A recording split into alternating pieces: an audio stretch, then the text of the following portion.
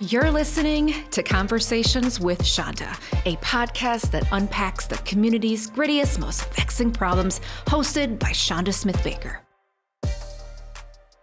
Alice White, welcome to Conversations with Chanda. I'm so pleased to have you. Thank you for having me, Chanda. I'm excited to talk with you today. Yeah, so this conversation follows the live conversation that we did down at US Bank Stadium with you, Chris Arneson, and Debbie Montgomery, and a conversation around women in law enforcement. And so, of course, when I think about women in law enforcement, I think about you and Kia Pettis at Minneapolis Police Department. And so, when I was growing up, I didn't have visible examples of Black women in law enforcement. And now I can actually call out a couple of names. So when you popped on, you're in uniform. I was just thinking about just all the intersectionalities that you hold, right? We're talking about women in law enforcement, and we know that when women enter law enforcement, the culture changes. Really anywhere, the culture changes at a 30% tipping point, the research shows. And then you're also a Black woman, you're an officer. So you have all of these identities that you are wearing that are obvious, particularly with your uniform on. How has community responded to your uniform, and has it shifted over your tenure? It depends on what community you're talking about. So being in Minneapolis, I was embraced by the community. I mean, there's so many stories that I can talk about where I was, on the fence about, am I being led in the correct path by my creator to be in this position, when the community would come up and say, yes, we love you, we need you, and we are so glad you're here. So coming to a new community in the city of Golden Valley, I've gotten that the embrace, but it's different. And sometimes being the new kid on the block, you almost gotta prove yourself and prove that you're worthy of all these stars that I'm wearing. And so to be embraced based on, proving who you are versus being embraced upon who you are, I guess is completely, it's a different realm. And I think that a lot of us, and for folks that are listening, Golden Valley is a first ring suburb of Minneapolis, where we have one of the larger police forces in the state. I think it is the largest compared next to St. Paul. But yeah, absolutely, it makes sense. And I think those are the subtle differences of how race works, gender works. All of those things, right? Where you go into a place and your community sees you and they're instantly proud, and they know by the essence of you being in the place that you are going to change something. It may not be all the things, but there's a set of assumptions that we have in community when we see our reflection and who's leading. When you go into other spaces, I think there's tentativeness around, what are you going to change? What does this mean for me? And there's a set of assumptions that provide a different level of distance. And so you've got to overcome that. It's more of a prove yourself scenario. Definitely. You said it much more eloquently than I could. So thank you. I also don't work there, right? So I can just express my experiences. After George Floyd, did how community respond to you change? Or did you still feel the embrace? So I was in the front lines of the civil unrest. I was myself and my unit were one of the last groups standing at the 3rd precinct before we were told to leave. And it was a lot during that time. I experienced a lot. I was in charge of a mobile field force. I was in charge of a strike team. I think we talked about this previously, just being out there on the front lines. And there was days where I'm questioning who I am and what I'm doing, because obviously being Black and being from the city of Minneapolis, and, I had a really hard time some days being out there. After the fires went out and the businesses were boarded up. There's a whole nother untold story about all of that. Like, our people, the Black people, the Black community, it made it looked like we looted and burned our own city, when I know we may have looted, but we didn't burn our own city. And so that narrative, I had a really hard time with it. My first day back on shift in the north and over north on the north side, 4th precinct, after being assigned, I was assigned to the mobile field force, to a strike team, to be out there during the civil unrest. I went on Broadway and just drove down Broadway, looked at, all the burned infrastructures and seeing all the people outside. And I was called to just park my squad car and get out and walk. And I've told this story a lot of times because it was so powerful to me. And it was the day that I decided, like, it was a message from God telling me, yes, you're doing the right thing. Got out of my car. I started walking down Broadway, talking to people, and there's no officers on Broadway at the time. It was a time of real uncertainty with the community and the police department. And I'm out there by myself walking down Broadway because it's my Minneapolis. I'm from here. I felt comfortable. And a group of people were standing outside one of the churches. And I don't know if they just knew what I needed, but they all went around me and laid hands on me and prayed over me. And I'm sure I've told you this story because I tell it all the time. I just got chills, and that's how I knew that I was in the right place and that my community still embraced me. I walked down Broadway that day, and every person that was outside was thankful that I was there and told me thank you for coming and showing up for the community and gave me hugs. And I I was emotional and vulnerable with the community, shed a lot of tears that day out on the street in my full uniform, but my soul needed that. And I needed to be reminded, like, who else is out here on Broadway in their full uniform and by themselves, just engaging the people, not there to enforce anything, just saying, just basically, I think I was looking for, like, is this okay? Am I doing the right thing? And the answer I got back was, yes, you are. I don't know why it just made me emotional. Like, my eyes are welling up. I think it's because I think it's relatable, like, outside of law enforcement, where you just are called to do something or you're doing the best and you're in a situation that is complex, it's political, it's whatever those tension points are. You just need to know that you're on the right path. Yeah. I mean, I'm serving the community. I really try to remind myself that that's what I'm there for. I have ideas and I have a platform, for myself in law enforcement, but, ultimately I'm serving the people. So if the people don't want me, I'm not going to be effective in what I feel like I'm called to do. And so the people reminded me that day that, yeah, I'm called to do. I was in 7 Mile Discount yesterday getting some hair for my niece who got some box braids yesterday. And someone I grew up with, bumped into me. I'm in regular clothes and he's like, hey, Popo.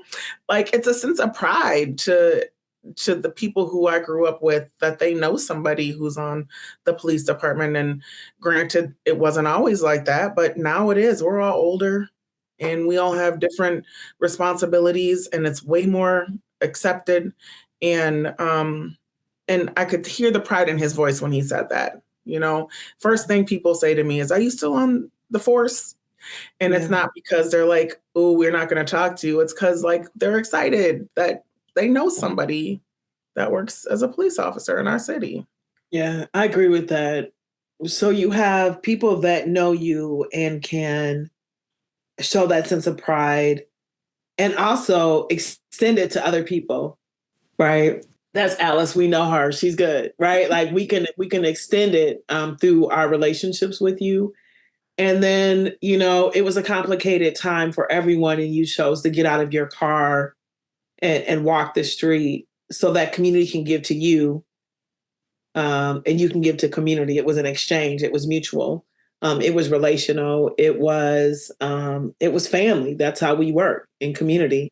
What does a typical day look like? Because I have it in my mind, and most of us are informed. I'm making an assumption, but I've been informed by television on what it looks like. But what does your day actually look like? It looks just like TV. I go out there with my crime. No, I'm just kidding. I'm just like, wait. TV does not depict a day in the life of a patrol officer at all.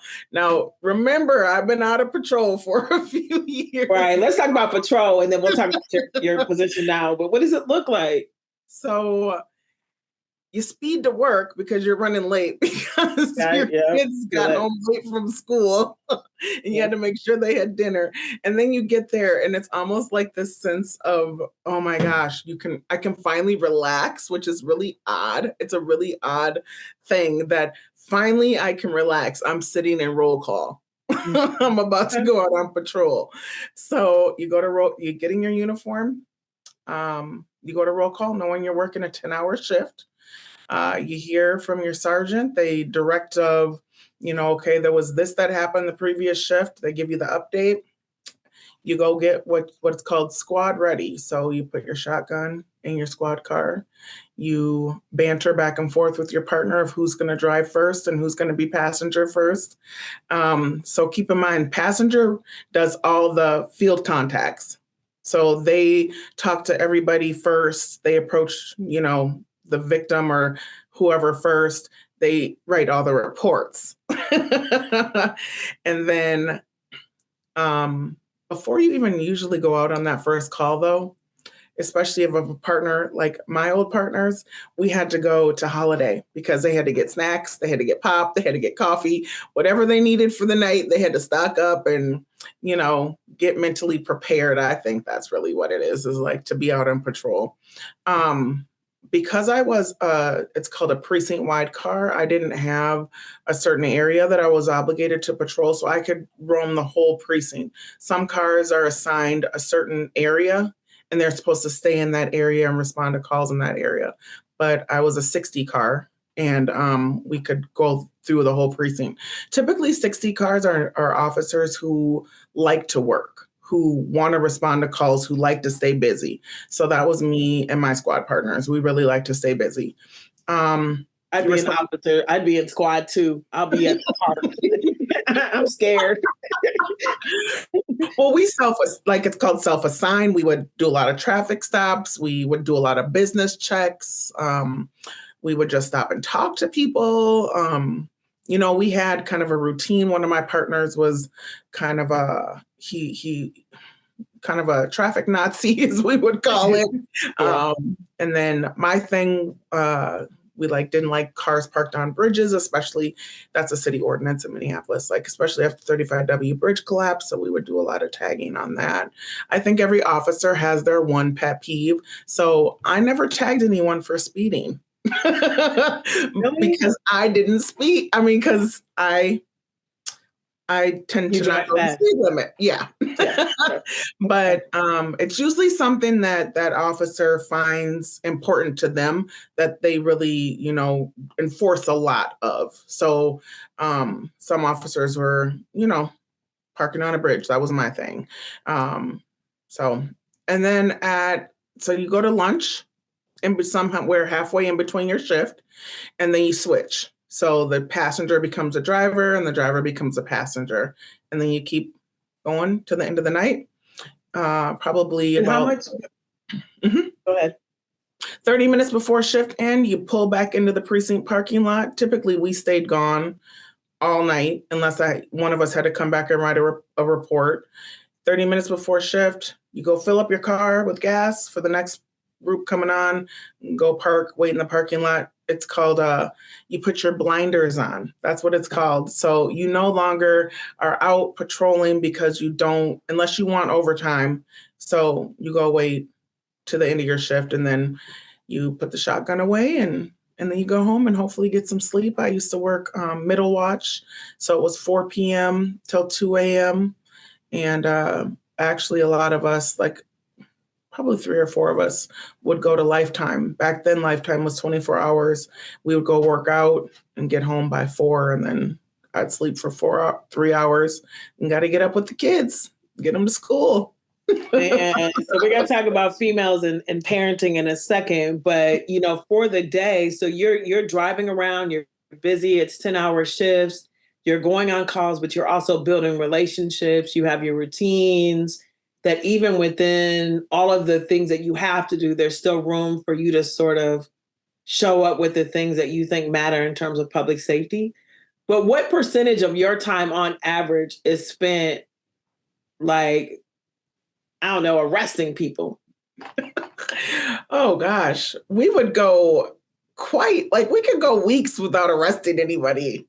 Like that wasn't like a big, we weren't always bringing someone down to jail. Like it's very contrary to what TV. That's what I'm trying to get to, because I have this image of like every other hour, like you get a call, you're chasing, you're running. That's not it. No, so the cops TV show rode with me for a week. And the first thing is they got sick of me chewing my gum and eating sunflower seeds. But I was voluntold that they were going to ride with me because they were trying to get video footage. And after about a week, maybe it was 2 weeks, they were supposed to ride with me. They didn't have any footage. Like there was nothing. And then the one call that they I remember I went to a domestic related call. The suspect ran from the home, and I felt very protective of the victim and told them, no, you can't use that footage and we're not putting her on TV. So it's not like TV. Cops probably rides with officers for, I don't know how many hours to get the video footage for one, episode. It's not what TV portrays. It's really like being in patrol. You're going to be as busy as you want to be, depending on the precinct that you work in. I mean, obviously, most of my career was spent in 5th Precinct, which is Southside Minneapolis, which includes all the lakes and, the higher tax bracket citizens. And when I worked in 4th Precinct, the call volume was much different. It was much higher and a lot more violent crime, but it wasn't a whole bunch of arresting people. It wasn't a whole bunch of chasing and pursuits and takedowns. Now, granted, in the last few years I worked in the 4th Precinct, there was a lot more pursuits with these juveniles that are stealing vehicles, but that was ironic, and that was new, and all the violent crime. I mean, that was, like I've said before, that the violent crime that was happening in 4th Precinct, or is happening, is the highest that it's ever been since the recording of violent crime in Minneapolis.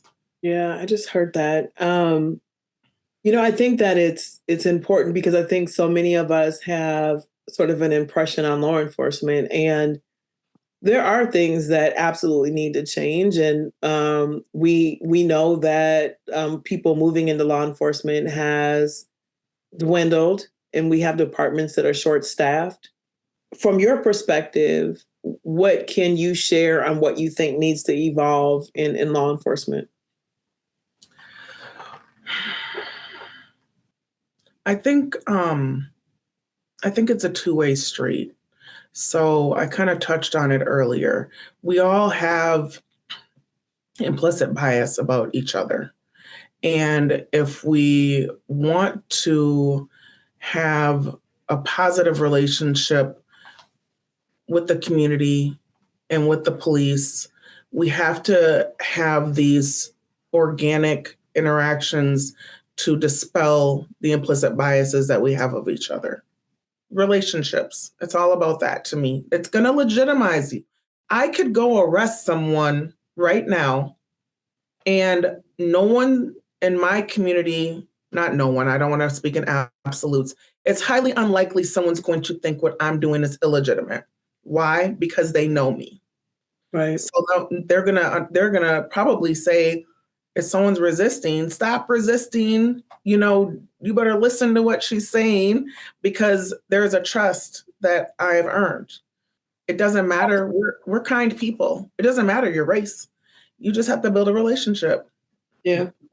Let's talk about the unkind people and the ones that don't want to build a relationship that are in policing. Yeah. What are we gonna do with them?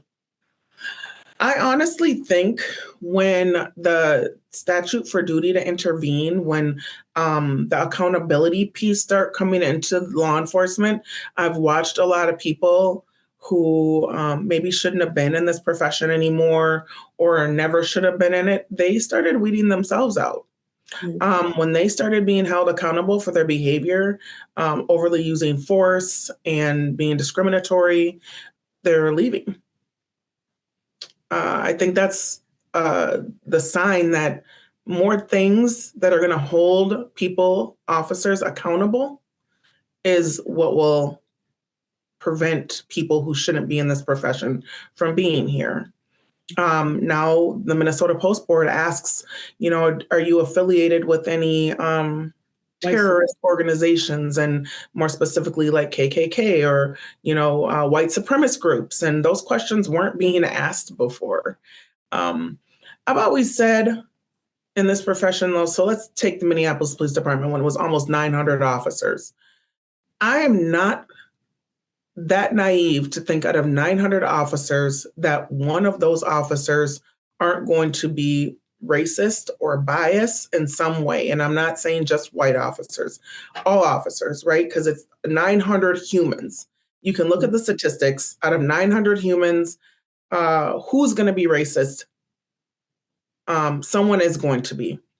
But as long as you are, I'm not going to change an adult's ideology. I'm not that naive to think I'm going to change someone. But what I can expect is professional behavior.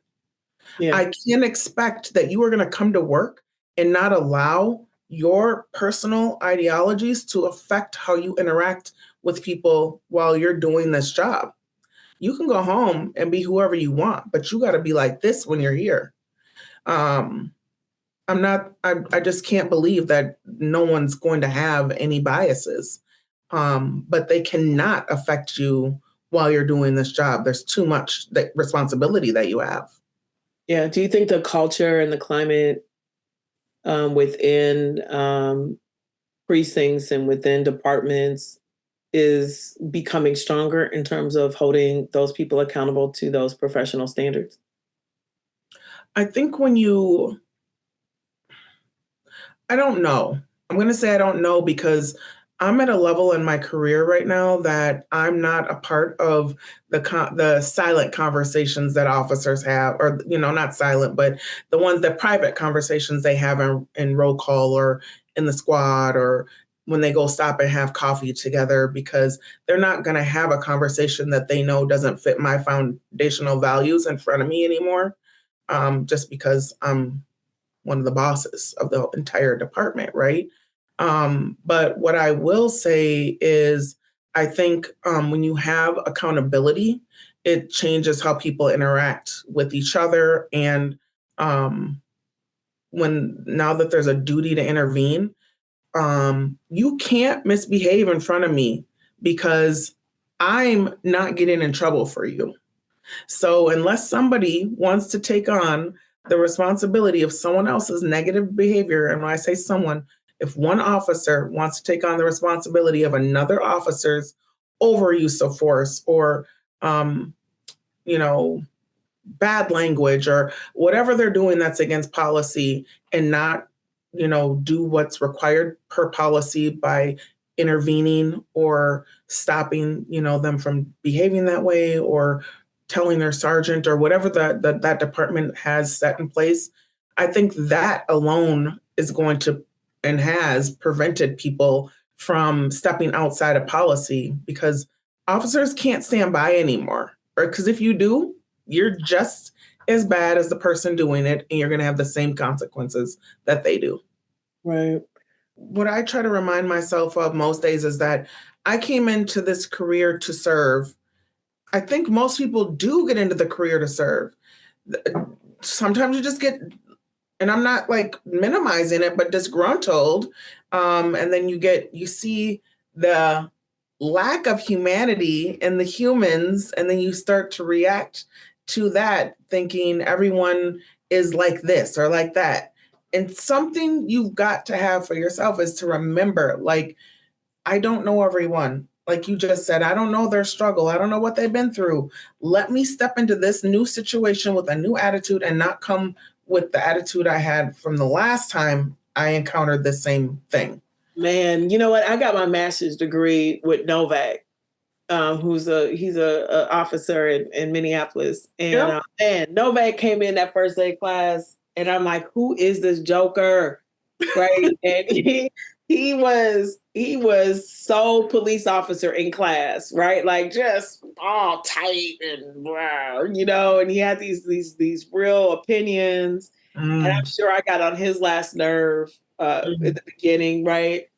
And by the end of our 18 months together, I'm like, I like you, Novak. If we would have met on the street, every time I run into him, like there's a place of endearment because I watched myself evolve from like what he was sharing about different calls he was on or whatever. And I'm like, I would have never approached it that way, right? And like this Joker, he don't know what the hell he's talking about. And then by the end, I'm like, okay, I can appreciate the complexity. I simplified a lot of things. It either is good or is bad. And by the end of it, I realized there's a lot of room for interpretation. But the one thing you cannot misinterpret is whether or not someone's respecting you. In right? both ways. In both ways. So like I heard it from another perspective, right? Like you can get me to do something I don't want to do, or I can have an accountability. Maybe I don't like it, but I can separate that from how you treated me while delivering me the news or from whatever the thing is. And so, I'm not saying that folks are perfect on either side, but I can say having the proximity to understanding his day-to-day struggles evolved my opinion about him and about the work he was doing. And so he will always have sort of a special place for me. But you said the word respect. So respect, in my mind, what's the definition? It's an emotion. I don't know if you can necessarily define respect. Look, people define respect in what they're telling me. That's how I feel. Right. So like if you're standing too close to me, if I'm mad at my husband and he came and stood next to my knee right now, I would ask him to please go sit over there. Respect my boundaries. Respect my boundaries. That's a thing, right? Like, so if an officer was in my space and they're like, I actually have to be like this because of this reason. Right. But I'm not gonna touch you. I'm not gonna do this. I'm not gonna do that. All right, well, I don't like it, but at least you heard me. You're not just forcing yourself because you don't know what you just triggered in me. So that's what I mean. Like, I think, and I don't know, you experience this more, but I feel like people tell you what they need. So respect, in my mind, is an emotion, but professionalism, you can give a definition to. So what you just described is, in my mind, like, yes, it can show as respect or it can feel like respect, but truly, I'm expecting professionalism from this professional standing in my space. What is professionalism? Explaining to someone why you're doing what you're doing. Yeah. That's how you show that you're a professional. So I might not respect this child molester or whoever I have to interact with, but if I show up professional, they will always feel respected. And so that's what I expect from people. That's what law enforcement needs, is professionalism. And I've been looking at other companies like Target and all these, Fortune 500 companies and how they treat their employees and how they develop their employees. Law enforcement needs to start looking at our departments like that. So we're developing professionals and they're out providing a police service, yes, but they're being developed and they're they're having an expectation of professionalism while they do their job. I got you. I appreciate the pushback on that, because in my mind, I'm like, if I say I need space and you step back, now we speak in the same language. Now I can hear you, because right now I'm distracted because you're too close to me. Right. But I hear that there's a professionalism, there's a mutual respect. Yeah, I appreciate. Yeah. Okay. And if like you were asking me simple things like, well, what's a day in the life like for you? And yeah, my day in my life right now is a bunch of meetings and talking to people and developing policy. And it's much different than on patrol, but people don't know why police are doing what they're doing. And a lot of the time, it's a logical reason. But in the past, we've always act like everything we're doing is top secret. Share why you're doing what you're doing. I'm standing this close to you because I don't know what you're going to do. I need to be able to react, and I feel uncomfortable being so far away from you. So until I feel comfortable, I'm going to stand right here. How that makes sense. Mm-hmm. That makes sense. And now the person understands why you're doing it, and we have a mutual understanding that shows up. It can show up as respect. I might not respect you, but it shows up as professionalism. It shows up that I'm a professional. Yeah, I can appreciate the definition of respect, because I'm looking at it from me, the law-abiding me, versus someone else that maybe just did bad things. And I think, I understand when that doesn't get broached, but many of the interactions are, in my mind, some of the day-to-day things that you're talking about. And I even think about the times I've been pulled over, and some of them in Golden Valley. And I'm like, yo, all you had to have was a different tone and a different explanation, and I would have felt differently about you and this force.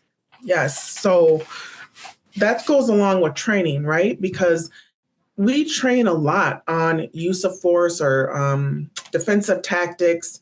And so for our department, we're moving into training more on communication. The communication, if you don't know, 80% of communication is nonverbal. That's how I worked in the East African community, not speaking their language, because we worked it out, because it's 80% nonverbal. It is your tone. Your tone is like 30% of communication. I could say something really mean to you and say it in a high-pitched voice, and you might not take it the same as if I said it in a lower-pitched voice. Yeah. So there's a lot of psychology behind the way we communicate with people. I might have to arrest somebody, but to make someone feel like they are part of the decision-making, how you communicate with them and make them tell them the why. You don't have to sound mad. I'm not mad. You know who can make me mad? My kids. You're not going to make me mad on patrol. I don't have an emotion like that for someone I don't know, right? So why is this officer showing anger or a negative emotion to someone? So it's communication training is extremely important.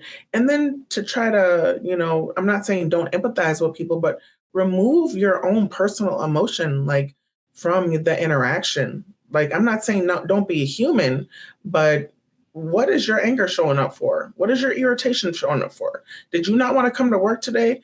Because this negative deposit that you're making into the community can affect all of us for a long time. You still remember your interaction with the Golden Valley police officer. I do. I could tell you right where I was. I could tell you a lot, about that. And it was all unnecessary. And I can tell you my interactions with other departments, because those are things that people remember. So how do you want someone to remember us being law enforcement? You don't represent yourself. When you out on a call, you do not represent yourself. You represent a whole field. Yep. So we have a large impact on one interaction. One interaction could change how someone feels negatively or positively about law enforcement, about police, based on that one interaction. And I think people are people, humans are humans. They tend to forget that. So it is the leadership of a department to make sure that the officers remember that. For people that are interested in moving into law enforcement, or let me be more specific, for women, because you talked about like getting the kids, doing this stuff. Like, I mean, I've raised multiple kids. And so, yeah, there are days where you go to work and you're like, finally, I can sit here and talk to some adults. I can eat some food uninterrupted. I can think through an entire thought. So I get that. But when I think about, like, what did you have, a 4 p.m. to 2 a.m. shift for folks that are parenting? Like, how did you do it? Oh, God. You might want to interview my kids. Man, that's not a bad idea. Yeah. Be like, we raised ourselves. We were raised by wolves. I know. There's so many stories that they tell me now, like the water fights in the house. Like when I come home and I'm like, well, how did that water get out there? It was a lot. There was a lot of sacrifices being made. How did I do it? Gosh, I look back at those times and I'm like, I ask myself that same question. I was younger. Yeah. I had a lot more energy. It was a lot more, yeah, I think law enforcement early on is for that younger person. Younger, I was older for law enforcement, but I was younger to me. I was 26 when I started. And so that's young to me, but it's kind of older for law enforcement. Usually 22 is about the age. How did I do it? Well, my kids are 3 years apart. So I have three daughters, I have three daughters that are all 5 years apart. So 5, 10, and 15, thinking back to those times. And so my 15-year-old had a lot of responsibility helping out. I wasn't single at the time. I had a boyfriend who was a fiance, and, I might cook dinner at 2 o'clock in the afternoon to make sure when they got home by 4, the food's done. Or, my baby, she would stay up late because she wasn't on a sleep schedule, didn't go to kindergarten until she was 6 because it was more convenient for our household. And so we'd be hanging out at 11, 12 at night sometimes because that's when mom's awake, and just making our own rules as my kids grew up, basically. Most apartments, you get a long stretch of time off and then you work a couple days. And then you get a long stretch of time off and you work a couple days. In most apartments, you pick your own schedule. So most parents are pretty organized with their kids' schedule. So you're going to choose your schedule when you have a babysitter, when you don't have a baseball, softball, gymnastics, volleyball, whatever to attend, or you don't have church group. You choose your schedule based around your kids. How have they responded to you in policing? You know what I'm thinking of. So the Women in Blue documentary, I watched this documentary. Y'all got to watch this documentary if you haven't seen it. It's called Women in Blue. Alice is one of the officers featured in there, and you have a scene or two with your daughter. And they were the two scenes that made me the most emotional because I know this feeling as a parent. And then you're in law enforcement, which has got like a complicated relationship with community, right? So it's like, Mom, I love you, but don't be showing up in this uniform. Keep all your police business to yourself. So I go to school and just be a kid. And so how did you manage that? It's ironic because when they're young, I would say kindergarten to junior high, they're like, come to school in your uniform. Come bring me lunch. Come do this. Come show up in your uniform. Can you come to parent, teacher, whatever in your uniform? Like super excited. And then I think the peer influence, they learn that police aren't good.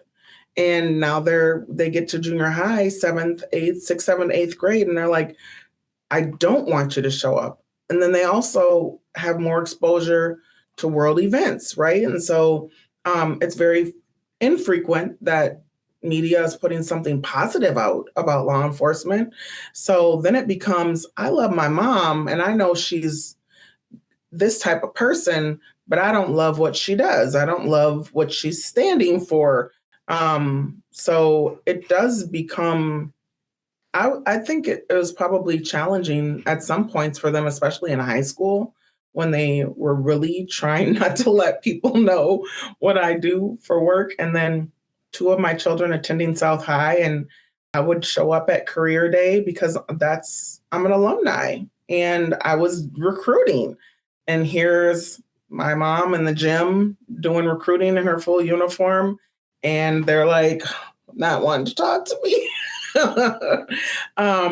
I always wonder kind of like what that would be like for them. Now that they're all older, I mean, 20, 25 and 30, I don't think that it matters to them anymore. And they actually seem really proud. One thing that does stand out would be like we would be driving in the car and they love for me to be a police officer then because if someone did something real stupid, they'd be like, Mom, badge him, show him your badge. They wanted me driving around scaring people because they cut us off. That's funny. I mean, I got to see them when we were all together, and they do seem quite proud of you. And I think, part of the reason for this series is just in recognition that, we still have the need to have people in law enforcement. Like, I don't know where tomorrow will bring us, and hopefully we will better be able to match the needs of community with the right responses so that folks with mental health needs are not being policed or moved into a jail or a prison. So I understand those things. But in the meantime, we still have departments across the country and we have needs. And it feels like we would want to fill those positions with people that have a heart and mind for service, that have respect for the communities, and that are really coming in it to make a difference. And so I think part of just being able to shine a light on what does a day look like and what is it like to be a parent, because there's not that many jobs where it's not that hard. Like, it's hard being a parent, period. Yeah. And you can figure it out. And your kids have mixed emotions about stuff. I was laughing with my son the other day, and he's like, I'm never going to work at night. I'm never going to do these things. And what is he doing right now? Them things. Yeah. But when they're little, they're trying to figure it out. And so you don't have any regrets. Have you all had to have hard conversations around what policing has meant for them? Yeah. I guess it hasn't been like super in general about policing, but I think like my daughters and I, we have really good conversations about just the social economic status of, our people in the United States. We have conversations about the disparities and how all the systems play a part in it. I think my children have a really good national view of, okay, law enforcement is a piece of it, but where else were people failed throughout the systems of the government systems in the United States? And I think they also have the idea like the decision makers, the people who make the laws and vote the laws into effect, they're not attainable. But law enforcement who's out there enforcing the laws are. So sometimes law enforcement has the responsibility to enforce a law that they might not even support. And so those are the kinds of conversations that we talk about and what kind of difference we can make to prevent certain laws to even be put in place.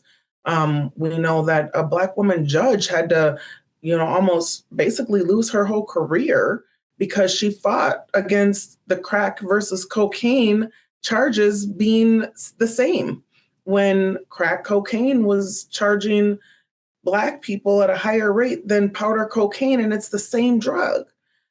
So those are the types of conversations we like to have. And back to what you just touched on with appropriate response models or alternative response models and putting people in the right place, law enforcement officers or whatever service needs to be put in the right place to address mental health and all the other social issues that everyone is experiencing. That's one of the reasons that I was drawn to the city of Golden Valley. They're very progressive, and it's a very small city. They're doing some really big things with appropriate response models and working with the POLAD Foundation to reimagine public safety. Just for context, can you say how long you've been there and then what role you're in? Yeah, I've been with the city of Golden Valley since October of 2021. I started out as a commander, and then I became the chief of the department for 6 months and the interim chief of the department for 6 months. And now I'm the assistant chief of the police department. Within those 3 years, or 2.5 years, I suppose, that I've been here, a lot has happened. When I first came to the department, the chief resigned, and about 85% of the department also resigned. So I've been hiring and putting out what I call fires since I've been here. Why did they resign? I guess they didn't like the direction that the department was going, and they wanted to go to a department where they felt happier. And I imagine that some of those ways are where I interrupted you to talk about the new ways that they're approaching being in community there. Yeah, I'm sure that was some of it. Not understanding the need for diversity, equity, and inclusion, feeling as if, we don't have those types of issues here in the city of Golden Valley, not supporting appropriate response models where we're working to eliminate the police responding to calls for medical service. We don't need to be enforcing the law at that time. And then just reimagining what public safety can look like, and that's police and fire and EMS. How are we responding to people in crisis? And could we be doing it better? The community's calling out to us saying, we don't like how you're serving us. And we all have to remember that we are here to be of service. And if we're not serving the people how they want to be served, then we're doing it wrong. Those types of things are what drew me to the city to work here, is like, they're very progressive and they're very interested in managing how public safety is being offered to the city, and looking at new ways to do it, and while being trauma informed. I think we touched on this in another conversation, but if someone was interested in being in law enforcement, one question is, what are does everyone starts out in patrol? Usually, yeah. I think because of the need for officers, I don't know what other departments are doing. They might be making changes. I know a few months ago, we were looking for officers who've done investigative work, who could work in our detectives unit. But I think if you are interested in a career in law enforcement, how could you understand all the crime elements needed to investigate a crime without ever being in the field interacting with the crime? So I think it's almost like A plus B equals C. You could start as a police explorer, and that's a program that is for high school students. And there's different explorer groups. You compete against each other with real life police calls as fake scenarios. And then you can become a community service officer. And most of police departments are paying for kids, 2-year college degree to get their degree in law enforcement while they're working for that department, and seeing, okay, is law enforcement for me? They have a uniform, they drive around a squad car, they do most miscellaneous things for the department. And that's a really good time. I started as a CSO, community service officer. You start building your professional reputation, and you get to decide, like, okay, is this career for me? And then you move on. Some departments have a police academy, and some departments you just go work on patrol. And I personally, like for our department, you have to work patrol a certain amount of years before you can even be considered to do something extra. I think there's a reason behind that. I think it's important to understand just the elements of law enforcement before you try to do some specialty thing. You came in at 26 and you said it was old, like older, right? And so yes. I think folks that have always sort of had a heart, I really am interested in this, and they just need a little bit of edge. But let's say they in their 30s or their 40s, is there room for someone? Those are the candidates that are the best, actually. I I always love an older candidate because they have more life experience. They typically have had jobs, so they know how to behave in a corporate setting or just in a job setting. So they're usually very professional, and they've had life experience. Did I already say that one? Yeah. And they're less impulsive. So kids' brains aren't developed fully till 25, and then we're putting them out there in a squad car with a gun and a taser, and you're not even mentally developed. And those are very impulsive times in your life. I think you have more patience as you get older, and you're more comfortable with diverse groups of people. And so I'm always looking for older candidates. I just think they're less hot-headed. Their egos are a little bit different than younger kids, and they don't take things as personally. You got to have some really thick skin to be in this career. And then I say a normal human reaction is if someone hits you, you hit them back. In law enforcement, you're going against what is biologically ingrained in you. So if someone hits you, you don't always get to hit them back. And that's not just physical, but it's like verbal, right? So if someone verbally hits you, you might just have to take that beat down, and you can't do anything. And sometimes that's harder when you're younger. I know I used to talk a lot of mess when I was younger, but I get older and I just listen a little bit more. I'm more patient. So you mentioned Explorer, you mentioned the CSO and the 2-year piece. Is there a route for an older candidate? Because I think that like if you had a 4-year degree, some of the departments will pay for you to go through the academy or something. Like, is that right? Yeah, most larger departments are, those are called cadets usually. You have a 4-year degree in anything, and then they'll pay for you to work on the department or have you in the police academy while you go back and do your skills and take whatever classes you need for a criminal justice degree. For me, I would probably hire that person as a community service officer. So, because they don't have any foundation in law enforcement.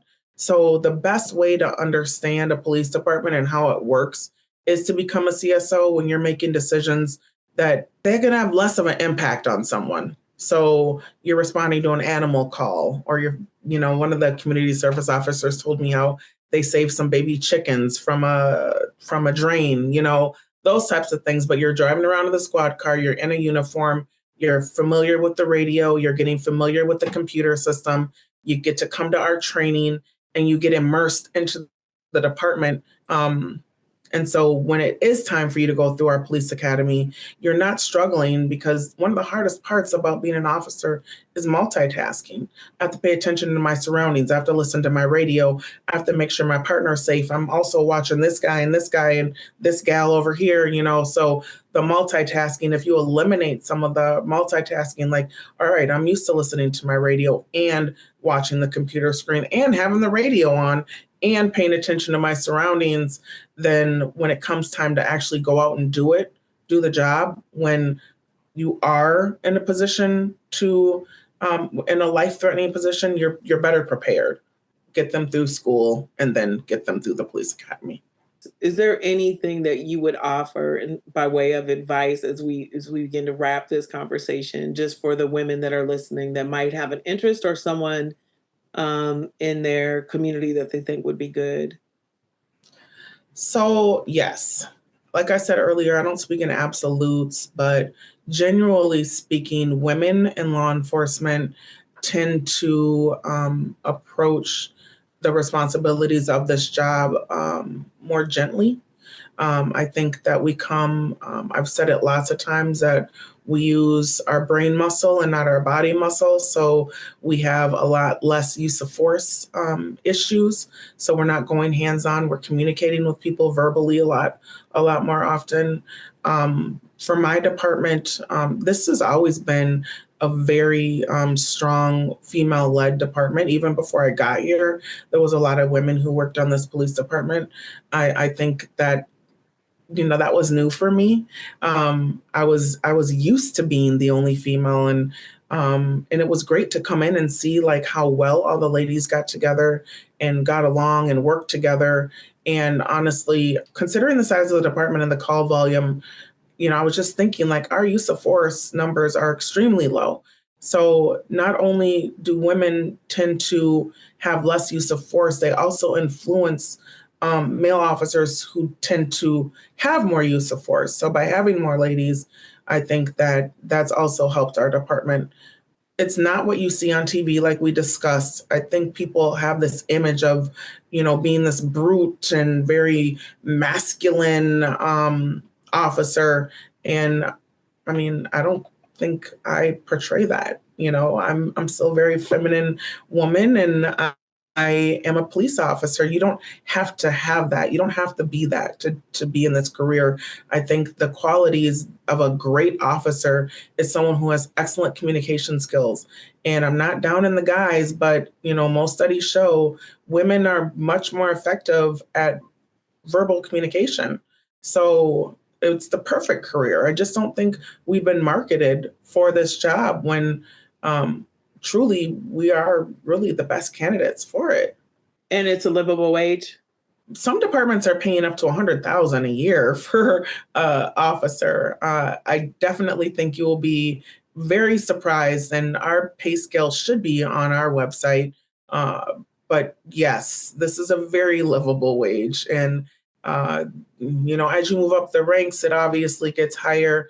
I think I saw one of the police chiefs in the state now is making over $200,000 a year. So to think that, law enforcement's paying $12 to $13 an hour. I mean, my CSOs don't even make that. I mean, it's a very, very decent livable wage. I raised 3 children on my job as a patrol officer, and we never wanted for anything.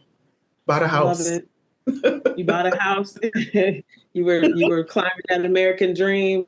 Yeah. Is there anything else that I haven't asked you or that you would want to share with the listening audience?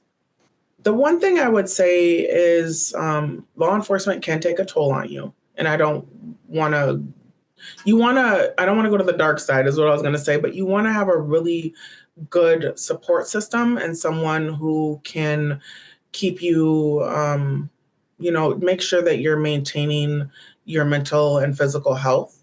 I think for me, early on in my career, I told everybody who knew me, like, if you see me change, you better call me out. If you see me becoming that officer that I always said I would never be, you need to let me know, because sometimes when you're immersed into this career, you can have a blind spot. And so you need to make sure you have someone who has your back, who loves you, who cares about you, that's going to support you throughout the career. There are a lot of officers who are PTSDing, post-traumatic stress disorder, leaving the career, and some of them genuinely have, PTSD. We see a lot of things that humans are not prepared to see. It's not usually someone's calling because they're having a great day. So just be able to maintain your health and wellness, whatever you find joy in. If you get into this career, make sure you maintain it. Don't stop doing it, and don't only have police as your friends, because we'll sit around and shop talk all day, but you have to have an outlet to make sure that your brain is not only focused on law enforcement constantly. What I appreciate in the conversation is the real side, right? Because as we're wanting folks that have the community lens to come into the field, I think it's important for them to understand what the job is. And like with most things, but particularly in these life or death situations and seeing tragedy, not having a good recovery plan is not a good long-term plan for anyone's career, and then how you show up. And the stakes are just higher. Health and wellness is serious. When I started this career, it wasn't the norm. It wasn't talked about, and actually was shunned upon. And now I'm so grateful that we in law enforcement have realized like that's not the way, and they've changed the negative image of health and wellness. And the Minnesota Post license has required departments to have a wellness component to their training every year. just don't take that lightly. Like it's serious and it can affect you. You're still human. Cool. Alice White, thank you so much. Thank you for your service. Thank you for sticking with it. Thank you for staying community minded and for the leadership that you've provided to the field, to MPD, and now to the Golden Valley Police Department.